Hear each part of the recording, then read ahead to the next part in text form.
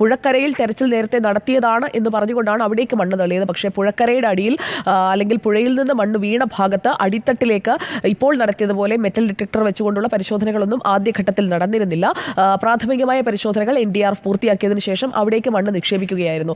ഇനിയിപ്പോൾ ഈ എക്സ്കവേറ്റർ ഉപയോഗിച്ചുകൊണ്ട് മണ്ണ് നീക്കം ചെയ്യുന്ന പ്രവൃത്തികൾ അത് വേഗത്തിലാക്കുകയാണെങ്കിൽ ആ മണ്ണ് കൂന കൂടി കിടക്കുന്ന മണ്ണാണ്. 7 ദിവസം കഴിഞ്ഞതോടുകൂടി മണ്ണ് അവിടെ അടിഞ്ഞിട്ടുമുണ്ട്. അപ്പോൾ അത് കൃത്യമായി മാറ്റുന്നതിന് ഈ എക്സ്കവേറ്റർ സഹായകമാകും എന്നാണ് നമ്മൾ കരുതുന്നത്. കഴിഞ്ഞ ദിവസങ്ങളിൽ 7 JCBകൾ ഉപയോഗിച്ചാണ് ഒരേ സമയം മണ്ണ് നീക്കിയിരുന്നത്. കരയിലെ മണ്ണ് നീക്കം ഏകദേശം പൂർത്തിയായി വരുന്നു. പുഴയുടെ തീരത്ത് കൂട്ടിയിട്ടിരിക്കുന്ന മണ്ണ്, അതിനൊപ്പം തന്നെ ഈ മണ്ണിടിച്ചിലിന്റെ സമയത്ത് പുഴയിലേക്ക് പതിച്ച മണ്ണ്, അത് രണ്ടുമാണ് ഇനി നീക്കി പരിശോധിക്കാനുള്ളത്. പുഴയുടെ നടുവിൽ രൂപപ്പെട്ട മണ്ണിട്ട എന്താണ് എന്ന സംശയം ഇപ്പോൾ ഈ 8ാം ദിവസവും നമ്മുടെ മനസ്സിലുണ്ട്. ആ പുഴയുടെ നടുവിൽ അത്രയും മണ്ണ് അടിഞ്ഞുകൂടിയിരിക്കുന്നത് ഇതുപോലെയുള്ള ഒരു ഭാരവസ്തുവിന്റെ പുറത്ത് മണ്ണടിഞ്ഞുകൊണ്ട് നിൽക്കുന്നതാണോ, അല്ലെങ്കിൽ ആ മണ്ണ് ഒഴുകിപ്പോകില്ലേ, വലിയ പാറക്കല്ലുകളാണോ, അതോ ഒരു ലോറിയാണോ ആ നടുവിൽ കിടക്കുന്നത് എന്നതാണ് അറിയേണ്ടത്. ഈ മലയ്ക്കൊപ്പം വലിയ പാറക്കല്ലുകൾ ഉരുണ്ട് നദിയിലേക്ക് വീണിട്ടുണ്ട്. കാരണം വലിയ ശബ്ദമാണ് അവിടെ കേട്ടതെന്ന് പ്രദേശവാസികൾ പറയുന്നു. ഒപ്പം തന്നെ ആ നദി ഗതിമാറി ഒഴുകി മറുകരയിൽ മണ്ണൊലിപ്പും അതുപോലെ തന്നെ വീടുകൾ ഒലിച്ചു കൊണ്ടുപോകുന്ന ഒരു സാഹചര്യവും ഉണ്ടാകണം എന്നുണ്ടെങ്കിൽ അത്രയും ഫോഴ്സിൽ, അത്രയും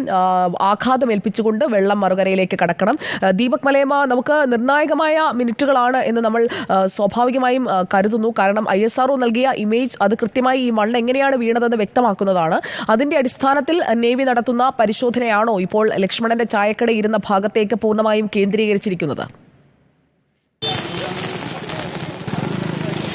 ആ കാര്യത്തിൽ നമുക്കൊരു വ്യക്തതയില്ല. പക്ഷേ ലക്ഷ്മണൻ്റെ ചായക്കട ഉൾപ്പെടെയുള്ള മേഖലകൾ സംബന്ധിച്ച് പരിശോധന നടക്കുന്നു എന്നുള്ളത് നേരത്തെ അഷ്റഫ് MLA തന്നെ സ്ഥിരീകരിക്കുന്ന സാഹചര്യം ഉണ്ടായിട്ടുണ്ട്. കൂടുതൽ മണ്ണ് ആ മേഖലയിൽ നിന്ന് നീക്കി ആ പ്രദേശത്ത് തന്നെ കേന്ദ്രീകരിച്ചുകൊണ്ട് എക്സ്കവേറ്റേഴ്സ് ഉപയോഗിച്ചുള്ള പരിശോധനകളൊക്കെ തന്നെ നടക്കുന്നുണ്ട്. നേരത്തെ തന്നെ ഈ ഗംഗാവാലി കേന്ദ്രീകരിച്ച പരിശോധന നടത്താനുള്ള തീരുമാനമെടുത്തതൊക്കെ നമ്മൾ കണ്ടതാണ്.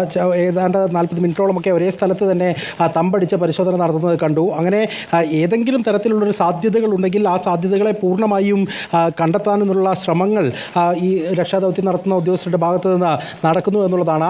ആദ്യഘട്ടത്തിൽ പല വീഴ്ചകൾ സംഭവിച്ചെങ്കിൽ പോലും പിന്നീട് അത് ഒരു പൂർണ്ണമായ സ്വിങ്ങിലേക്ക് ഈ ഒരു ഘട്ടമാകുമ്പോഴെങ്കിലും എത്തുന്നു എന്നുള്ള ആശാവഹമായ സാഹചര്യം നിലനിൽക്കുന്നുണ്ട്. 8 ദിവസം പിന്നിടുകയാണ്. ഏതാണ്ട് ഇന്ന് വൈകുന്നേരം ആകുന്നതോടുകൂടി ഇപ്പോൾ കനത്ത മഴ കൂടി നിലനിൽക്കുന്ന ഒരു പശ്ചാത്തലം ഈ മേഖലയിൽ രക്ഷാദൗത്യത്തെ കൂടുതൽ ദുഷ്കരമാക്കുമെന്ന കാര്യത്തിൽ തർക്കമില്ല. ഇന്ന് രാവിലെയൊക്കെ ഗംഗാവാലിയിലെ ജലനിരപ്പ് താരതമ്യേന കുറവായിരുന്നു. അതായത് ഈ സംഭവം നടന്നതിന് തൊട്ട് പിന്നാലെ തന്നെ ഉണ്ടായിരുന്ന ഒരു കുത്തൊഴുക്ക്, അതിൻ്റെ വ്യാപ്തിയൊക്കെ നമ്മൾ അന്ന് ദൃശ്യങ്ങളിലൂടെ കണ്ടതാണ്. പക്ഷേ അതിൽ നിന്ന് ഭിന്നമായി ഇന്ന് രാവിലെയൊക്കെ ഏറെക്കുറെ ശാന്തമായിട്ടായിരുന്നു നദി ഒഴുകുന്ന സാഹചര്യം ഉണ്ടായത്. പക്ഷേ ഇനിയിപ്പോൾ ഇങ്ങനെ മഴ തുടരുകയാണെങ്കിൽ അതിൻ്റെ കുത്തൊഴുക്ക് കൂടുന്ന സാഹചര്യമൊക്കെ ഉണ്ടായാൽ കൂടുതൽ താഴേയിലേക്ക് പരിശോധന നടത്തുന്നതിലൊക്കെ തന്നെ ബുദ്ധിമുട്ടുകൾ നേരിടുന്ന അവസ്ഥയുണ്ടാകും. കുത്തിയൊലിച്ച് കലങ്ങി ഒഴുകുന്ന നിലയിലേക്ക് ഗംഗാവാലി മാറി പോകുന്ന കാഴ്ചയാണ് കഴിഞ്ഞ ദിവസങ്ങളിലൊക്കെ നമ്മൾ കണ്ടത്. ഇന്നിപ്പോൾ ആ നദിയുടെ നടുഭാഗത്തായി തങ്ങി നിൽക്കുന്ന മൺതിട്ടകൾ കേന്ദ്രീകരിച്ചുള്ള പരിശോധന, നേരത്തെ സുജയ് സൂചിപ്പിച്ചതുപോലെ ആ മൺതിട്ട അങ്ങനെ തങ്ങി നിൽക്കാൻ ഉതകുന്ന സാഹചര്യം ഒരുക്കിയത് അത് അതിനകത്ത് ഏതെങ്കിലും തരത്തിൽ പാറക്കല്ലുകൾ കുടുങ്ങി നിൽക്കുന്നതാണോ, അല്ലെങ്കിൽ ഈ ലോറിയോ അങ്ങനെ എന്തെങ്കിലും വസ്തുക്കളാണോ അങ്ങനെ മണ്ണ് അവിടെ കൂടി നിൽക്കുന്നതിന് ഉതകുന്ന സാഹചര്യം ഉണ്ടാക്കിയത് എന്നുള്ള പരിശോധന നടക്കേണ്ടതുണ്ട്. പ്രത്യേകിച്ച് നിരവധിയായ സംശയങ്ങൾ ഈ ഒരു സംഭവം നടന്നത് മുതൽ ഈ ഒരു ഘട്ടം വരെ എല്ലാവരുടെയും മനസ്സിലുണ്ട്. അത്തരം സംശയങ്ങളിലൊക്കെ ദൂരീകരണം വരുത്തുക എന്നുള്ളത് തന്നെയാണ് പ്രാഥമികമായി ചെയ്യേണ്ട കാര്യം. അതിൻ്റെ കൂടി ഭാഗമായാണ് പരിശോധനകൾ ആ നിലയ്ക്ക് പുരോഗമിക്കുന്നത്. ആർമിയുടെ ഭാഗത്തു നിന്നുള്ള പരിശോധനകൾ ഒരു വശത്ത് പുരോഗമിക്കുന്നു. അതേസമയം തന്നെ നേവിയുണ്ട്, NDRF, SDRF, ഫയർഫോഴ്സ് സംഘം, ഇങ്ങനെ സകല ടീമുകളും ഒന്നിച്ച് സംയുക്തമായി നടത്തുന്ന ഒരു ഓപ്പറേഷൻ എന്നുള്ള നിലയിൽ തന്നെയാണ് ഇപ്പോഴത്തെ ഈ ഒരു രക്ഷാദൗത്യത്തെ നമ്മളേറെ ആകാംക്ഷയോടുകൂടി നോക്കി നിൽക്കുന്നത്. കാരണം ഓരോ നിമിഷവും നിർണായകം എന്ന് തന്നെ പറയേണ്ടി വരും.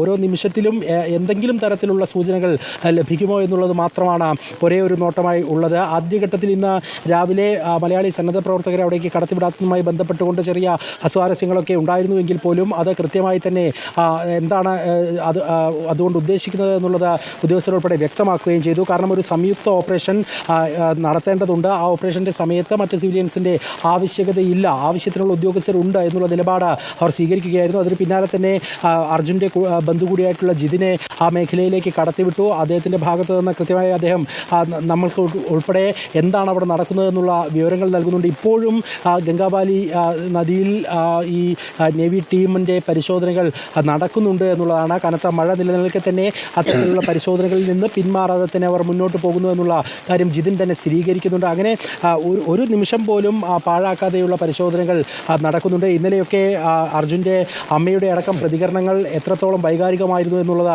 നമ്മൾ കണ്ടിട്ടുള്ളതാണ്. കാരണം ഒരു മകനെ കാത്തിരിക്കുന്ന അമ്മയും ബന്ധുക്കളും എല്ലാം കണ്ണാടിക്കലിലെ വീട്ടിൽ, മറുവശത്ത് ലോക മലയാളികൾ ഒന്നടങ്കം അർജുൻ എന്ത് സംഭവിച്ചു എന്ന് അറിയുന്നതിന് വേണ്ടിയുള്ള കാത്തിരിപ്പ്, അർജുന് വേണ്ടിയുള്ള പ്രാർത്ഥനകളുമായി നിൽക്കുമ്പോൾ ആ ഘട്ടത്തിൽ ഏത് വിധേനയും അർജുനെ കണ്ടെത്തുക, അർജുൻ്റെ ലോറി കണ്ടെത്തുക എന്നുള്ള ഒറ്റ ലക്ഷ്യം മാത്രമാണ് ഈ രക്ഷാദൗത്യ സംഘത്തിന് മുൻപിലുള്ളത്. അതുകൊണ്ട് തന്നെയാണ് ഈ പ്രതികൂല കാലാവസ്ഥയെ പോലും വകവയ്ക്കാതെയുള്ള പ്രവർത്തനങ്ങളുമായി ആ സംഘം ഇപ്പോഴും മുന്നോട്ട് പോകുന്നത്. നേരത്തെ മഞ്ചേശ്വരം MLA നമ്മളോട് സംസാരിക്കുമ്പോൾ തന്നെ വ്യക്തമാക്കിയ ഒരു കാര്യമുണ്ട്. ഏതെങ്കിലും തരത്തിൽ കൂടുതൽ സന്നാഹങ്ങൾ ആവശ്യമുണ്ടെങ്കിൽ, കൂടുതൽ മാൻ പവർ ആവശ്യമുണ്ടെങ്കിൽ നിലവിൽ ഇവിടെയുള്ള മലയാളികളായിട്ടുള്ള സന്നദ്ധ പ്രവർത്തകരെ അടക്കം അവിടേക്ക് പ്രവേശിപ്പിക്കുന്നതുമായി ബന്ധപ്പെട്ട കാര്യങ്ങൾ ആലോചിക്കാമെന്നുള്ള ഉറപ്പ് SP-യും ജില്ലാ കളക്ടറും ഉൾപ്പെടെ നൽകിയിട്ടുണ്ട് എന്നുള്ളതാണ്. അതായത് വൈദഗ്ധ്യം നേടിയ ആളുകൾ തന്നെയാണ് ആർമിയുടെ ഭാഗത്തു നിന്ന്, നേവിയുടെ ഭാഗത്തു നിന്നൊക്കെ ഇപ്പോഴവിടെ അർജുന് വേണ്ടി തെരച്ചിൽ നടത്തിക്കൊണ്ടിരിക്കുന്നത്. അതിനപ്പുറത്തേക്ക് ഏതെങ്കിലും സഹായം എന്നുള്ള നിലയിൽ സന്നദ്ധ പ്രവർത്തകരെ ആവശ്യമുണ്ടെങ്കിൽ അവരെ കൂടി അവിടേക്ക് പ്രവേശിപ്പിക്കാൻ ഉതകുന്ന നടപടികൾ ഉണ്ടാകുമെന്നുള്ളതാണ്. 25 സന്നദ്ധ പ്രവർത്തകരുടെ ഡീറ്റെയിൽസ് ഇതിനോടകം തന്നെ അവിടെ ശേഖരിച്ച് വെച്ചിട്ടുണ്ട്. അവരുടെ ആധാർ കാർഡ് ഉൾപ്പെടെ ശേഖരിച്ച് വെച്ചിട്ടുണ്ട്. അതുവഴി ഉദ്ദേശിക്കുന്നത് ഇനി അവരെ അങ്ങോട്ട് പ്രവേശിപ്പിക്കുകയാണെങ്കിൽ തന്നെ അവരുടെ കൂടി സുരക്ഷ കണക്കിലെടുത്തുകൊണ്ടുള്ള ഒരു നീക്കം എന്നുള്ള നിലയിലാണ്. ഏതെങ്കിലും ഒരു അപകട സാധ്യതകൾ ഇല്ലാതാക്കുന്നതിന് വേണ്ടിയുള്ള മുൻകരുതൽ എന്നുള്ള നിലയിൽ ആ നിലയ്ക്ക് പോലും ക്രമീകരണങ്ങൾ ഇതിനോടകം തന്നെ ഏർപ്പെടുത്തി കഴിഞ്ഞിട്ടുണ്ട് എന്നുള്ളതാണ്. അതുകൊണ്ടൊക്കെ തന്നെ ആശാവഹമായ എന്തെങ്കിലും കാര്യങ്ങൾ അല്പസമയത്തിനകം തന്നെ നമുക്ക് പ്രേക്ഷകരുമായി പങ്കുവയ്ക്കാൻ കഴിയുമെന്നുള്ള പ്രതീക്ഷയാണ് ഇപ്പോൾ ഇവിടെ നിൽക്കുമ്പോൾ നമുക്ക് പങ്കുവയ്ക്കാൻ കഴിയുന്നത്. ആ ഒരു നിലയിലുള്ള രക്ഷാപ്രവർത്തന ക്രമീകരണങ്ങൾ തന്നെ ഇപ്പോൾ ഈ അപകട സ്ഥലത്ത് നടക്കുകയും ചെയ്യുന്നുണ്ട്. ഈ ISRO പുറത്തുവിട്ട ചിത്രങ്ങൾ കൂടി പുറത്തു വന്ന പശ്ചാത്തലത്തിൽ കൂടുതൽ കേന്ദ്രീകരിച്ചുകൊണ്ടുള്ള പ്രവർത്തനം നടത്താനുള്ള സാധ്യത ഈ ഒരു ഘട്ടത്തിൽ നമ്മൾ കാണുകയാണ്. എത്രത്തോളം വ്യാപ്തിയിലാണ് മണ്ണ് ഒഴുകി ഗംഗാവാലിയിലേക്ക് വന്നിട്ടുള്ളത്, വന്നിരിക്കുന്ന മണ്ണ് എവിടെയൊക്കെ തങ്ങി നിൽക്കുന്നു എന്നുള്ളതൊക്കെ സംബന്ധിച്ചുള്ള ഒരു ഏകദേശ രൂപം ഉണ്ടാക്കാനും ആ രൂപവുമായി ബന്ധപ്പെട്ടുകൊണ്ട് അത് കേന്ദ്രീകരിച്ചുകൊണ്ട് പ്രവർത്തിപ്പിക്കാനുമുള്ള സാഹചര്യവും കൂടി ISROയുടെ ഉപഗ്രഹ ചിത്രങ്ങൾ വരുന്നതോടുകൂടി സാധ്യമാകുമെന്ന് നമ്മൾ കരുതുകയാണ്. അങ്ങനെ സമഗ്രമായിട്ടുള്ള ഒരു പരിശോധന നടത്തുന്നു എന്നുള്ളത് തന്നെയാണ്. ഇന്ന് 2 മണിയോടുകൂടി കൃത്യമായ ഒരു